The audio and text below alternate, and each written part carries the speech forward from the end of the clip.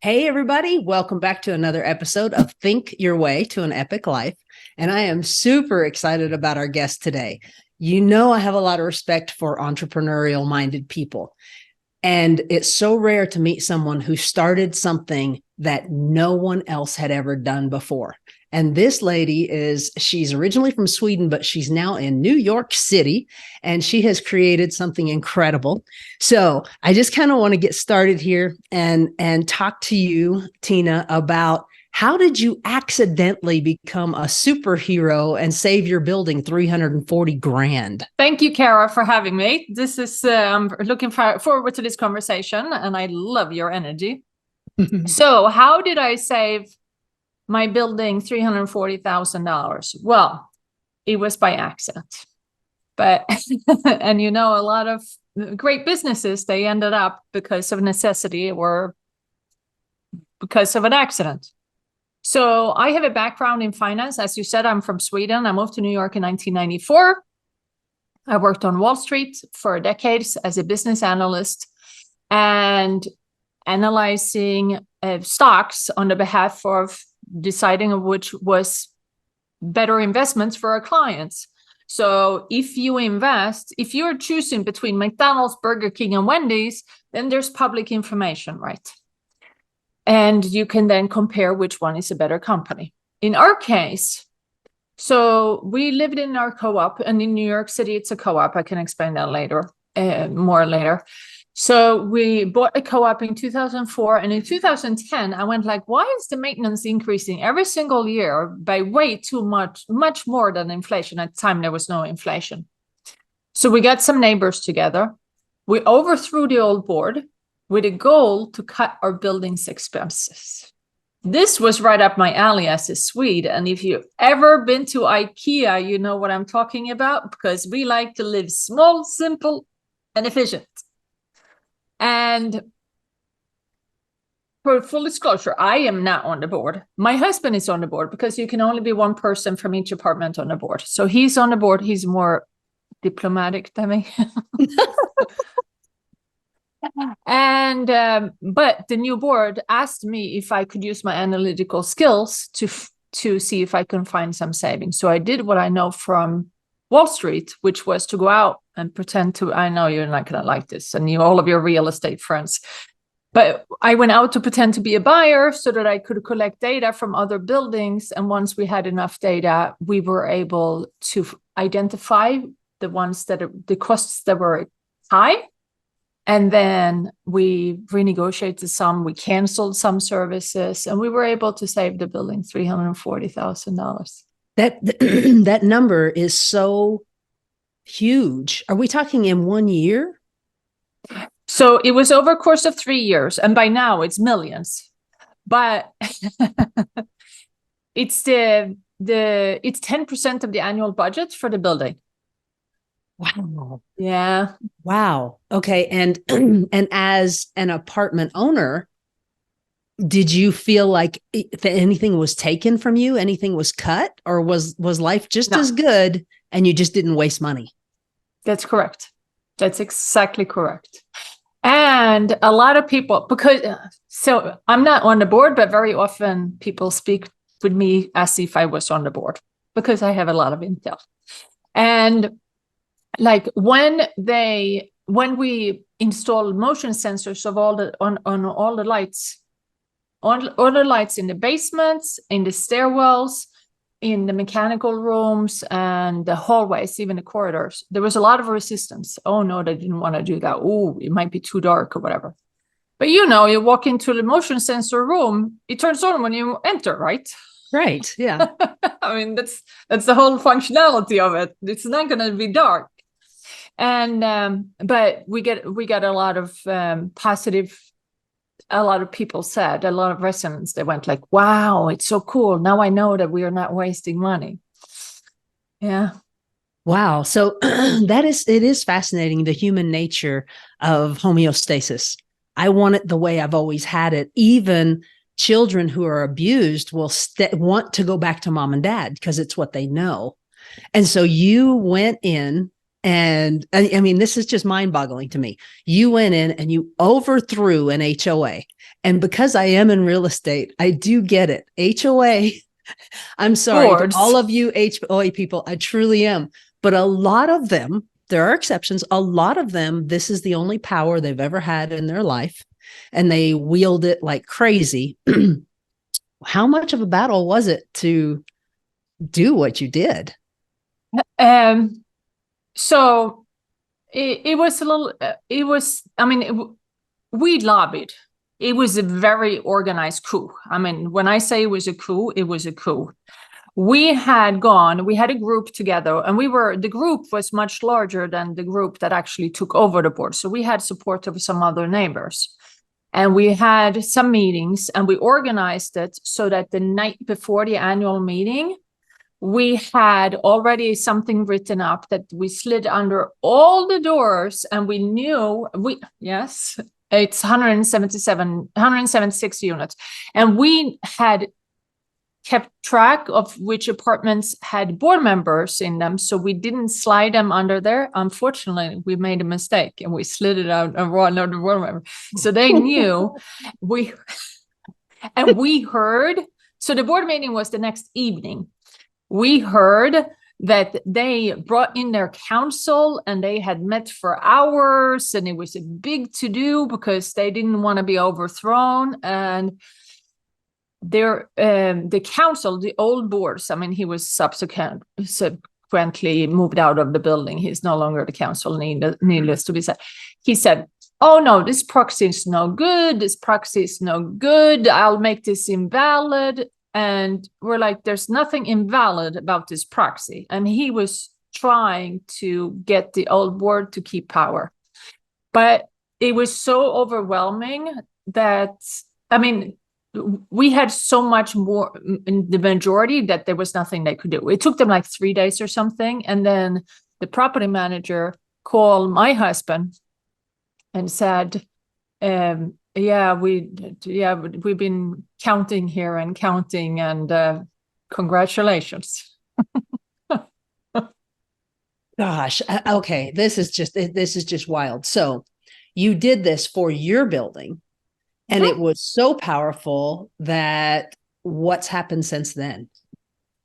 So then when I was out networking, so this was for the first 3 years, it was just like, well, we were helping our own building, and then we were helping ourselves. Sure. Right. And our building ended up not having maintenance increases for 8 years in a row, just from savings. Yes. But but now it's back to increasing because you get to a point where there's nothing else you can do, really. So 3 years later, we had saved all of this money. We calculated it because the new board wanted to present it in the annual meeting. And then as soon as we had a number, when I was out networking, instead of introducing myself as a financial advisor, because you know how many people are financial advisors in New York City? So instead I introduced myself as I'm Tina Larsson, and I helped my co-op save $340,000. And a lot of people said, "Can I introduce you to my board?" And there we are. Okay. So what was the first one after your own? I've got so many questions. They're all jumbled up in here because it's so exciting. So you had the idea, you made it work, and then you went and you talked about it to other people, and then someone approached you. Were you ready for that approach? I mean, did you have your business plan, or are you just crawling and learning to walk as you go? Yes, crawling and learning as you walk as you go. I mean, we used some of the same. We had a database, but initially we had a database of maybe 10 buildings in total, the statements for those. Now we have hundreds of buildings and thousands of data points. And we add every single new client or new prospect client, anyone who ever sends us a financial statement, we put them right in there so that we can compare. And in some cases, they end up not hiring us, but they're still in our database. And so the first one, we started at the same areas as we had started for our building because we didn't know really how we were going to do this. And so here's an interesting we started with thinking that what they really need help is reduce their expenses. And that's a huge plus. But then we got someone who said, then we had one board who said, well, we need you to project man. There are no savings. Our building is too small, but we have all of these projects. So we need you to help us. We can't even make decisions. We have one board members. One board member wanted to change the boiler. The next board member said, no, we need to replace the stairs. It was a walk-up building. The next person said, no, we need to work on the facade.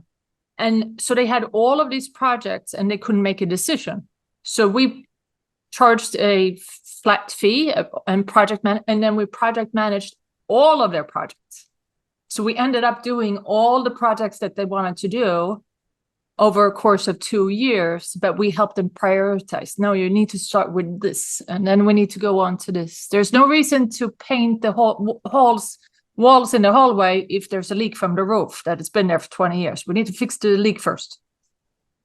Okay, yeah, so they're so emotionally in it, and they don't have the experience to run a building, that they need someone from the outside who's at a higher, not higher and better, but just you can see from a better vantage point and tell them which way to go.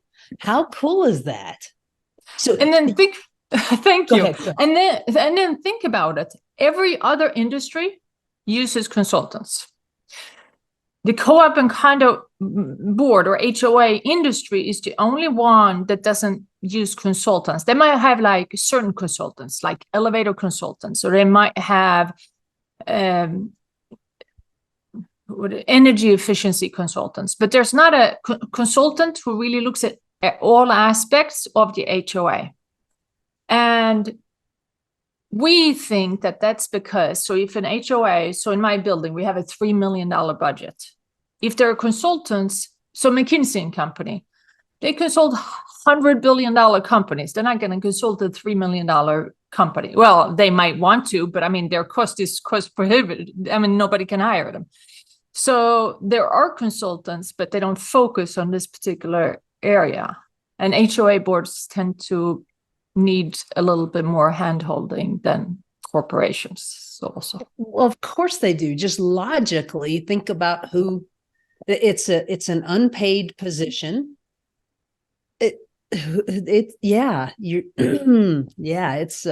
Wow, this is so brilliant. Okay, so have you expanded outside of New York? Are you doing franchising? Not yet. We do Greater New York, and there's about 18,000 buildings that need to in New York that need to get rid of their current boiler and electrify their buildings. So some kind of heat pump system or something like this throughout the entire building. And so we see that there's a great market here. So we haven't actually expanded. We do have occasionally clients who call us from elsewhere, from Miami and Chicago, and yeah. Well, so sure. and it's the same problems. It's just that we market to New York only. I got you. So obviously you're only one person, and I don't want to miss this. You keep saying we. Who is the we? No. Oh, it's my husband. I'm sorry. Yes. Gotcha. So my husband and I started this business together. I'm so sorry. I should have said that. No, it's totally fine. Because no one succeeds alone, and you and your husband, no way are you doing it alone. The two of you together. No. So what are your tips and tricks for someone else who's entrepreneurial and needs leverage, needs to hire? How do you hire well and keep them well? Yeah, so hire well and keep them well. Well, I don't have a choice. And I'm joking. He needs to come on. So it's hiring well is very tricky. And I have to say, so when I was my last position on Wall Street, I I started with being the first employee who reported directly to the to the president. And then before I knew it, I had 12 employees, and then they brought in a business coach who told them that my department, we were doing too much, so I needed to hire another 12. And I'm like, so since we went out on our own, we said, listen, we need to have virtual assistants. We need to have partnerships with certain people who can help us where we don't have the knowledge, like engineers and the tradesmen and stuff.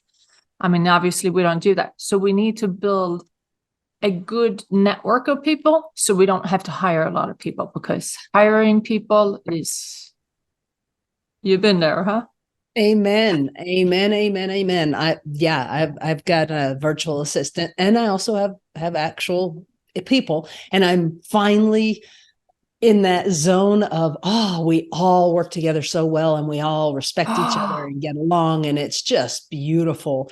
But let me tell you, it took my entire life to get there. So if there's a way to, and I coach my people to not hire. I tell them you really should use a virtual. They do all of the HR. They handle all of the training. If it doesn't work, you're not the one dealing with it, and they give you someone else right away. So that is one of your keys to success. And yes, absolutely. I completely agree. And the thing is that if you use one of these agencies as opposed to hiring a virtual assistant directly, then you have the benefit of what you said, that if this quits, then they'll just give you another one. I actually have a friend who has it's the largest messenger service in New York City. He had 99, so he had an administrative force of 99 employees full-time in the main office pre-pandemic. And then the pandemic happened, and you know what happened. And then he found his virtual assistant service.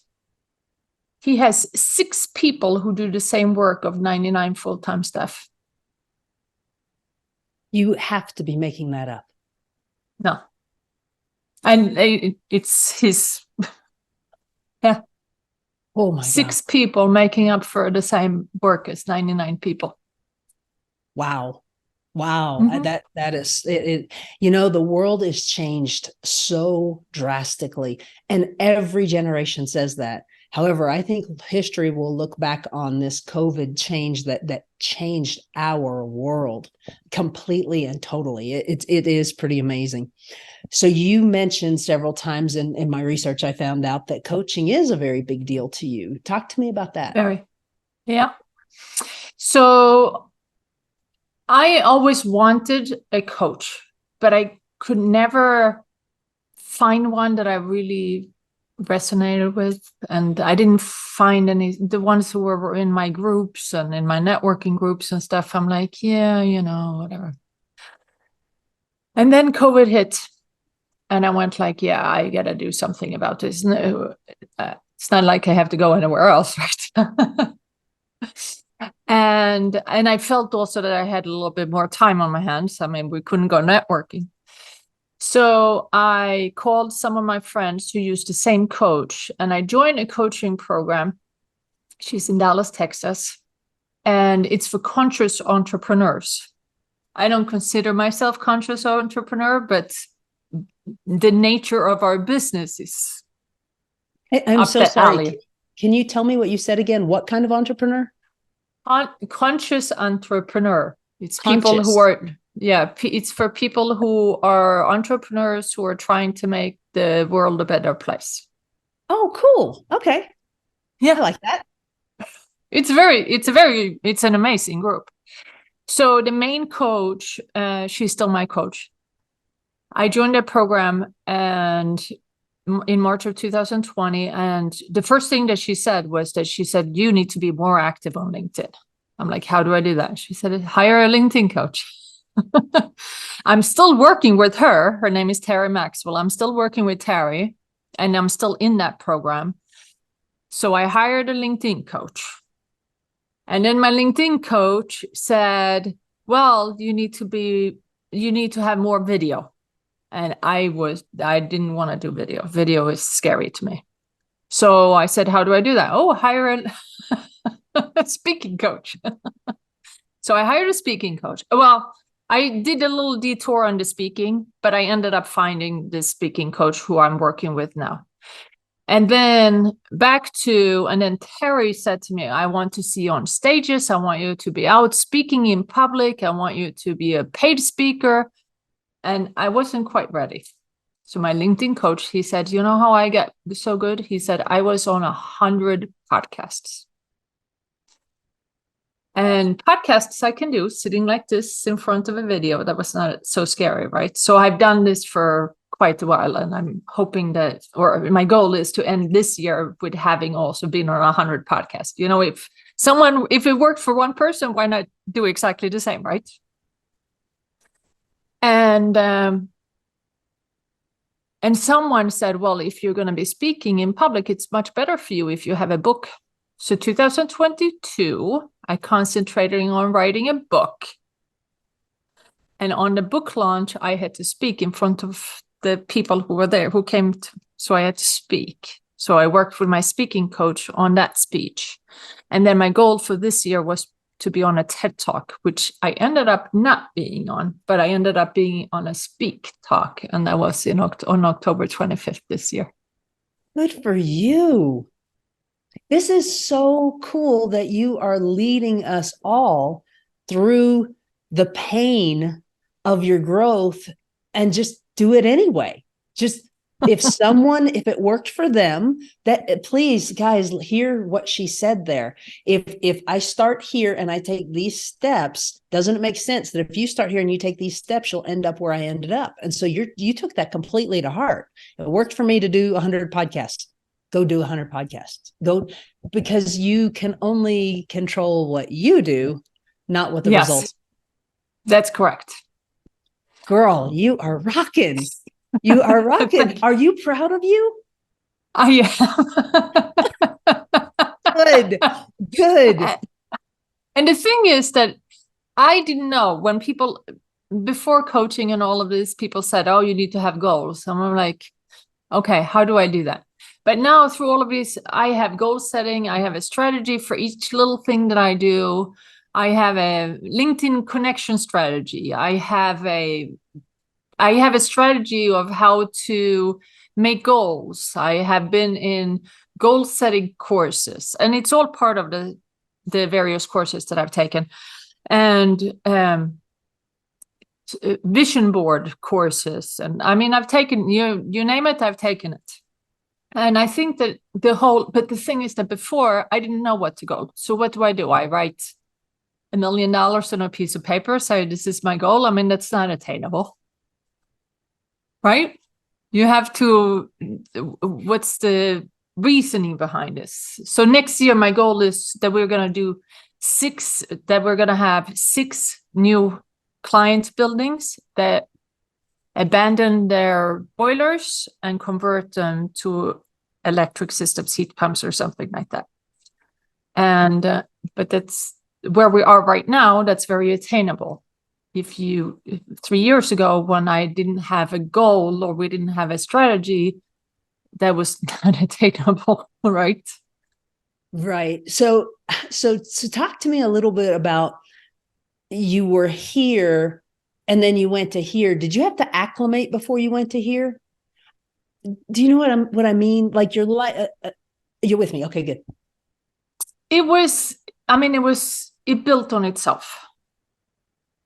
And so even my coaches, they didn't all bombard me and say, you need to do all of this now. And that's not how I operate either.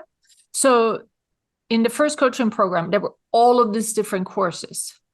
And the coach and the mentor, or you get assigned one of each, they said, well, we suggest that based on where you are in your business, we suggest that you start here, but then you also need to do this, this, and this. And I'm like, I can't do 3 courses at once. I'm doing this one, and then I'll do this one, and then I'll do this one.